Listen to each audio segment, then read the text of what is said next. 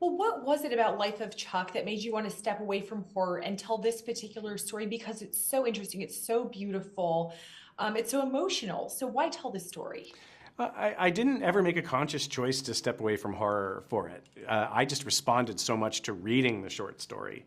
I read it in April 2020, right after the COVID lockdown had begun, when I felt like the world was ending, and I was kind of overwhelmed with stress and dread and anxiety. And I started reading this story that felt like that at the beginning. I felt like I couldn't even kind of finish it. It felt so close to home. But by the end, I was amazed that I felt joyful and optimistic and bittersweet and hopeful. And I wanted very much for that movie to exist in the world for my kids when they inevitably get to a place where they might want something to create that feeling in them.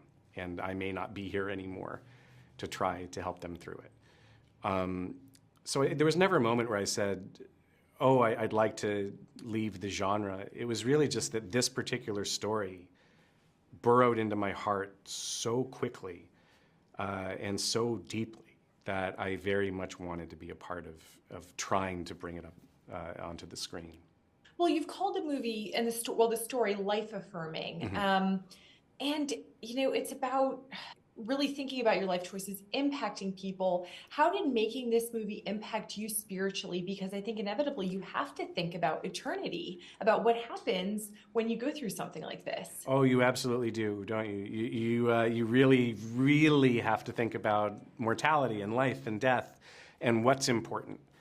This impacted me because I've never felt more joy on set at the monitor watching a movie be made. And it crystallized for me when I contemplate eternity and life and death and everything else. I think about what Stephen King had Marty think for his last thought as the world blinked out at the end of the first section of the book and the film. And the last thought on his mind is, I love you.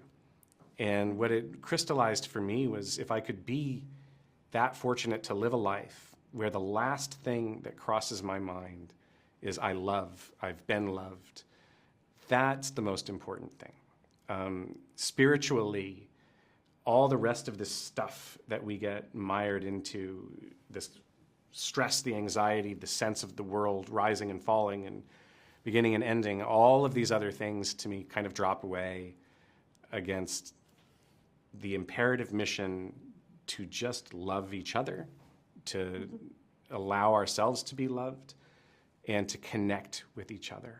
And I thought this story was so beautiful that way, and it was so simple and pure, and utterly uncynical in its messaging.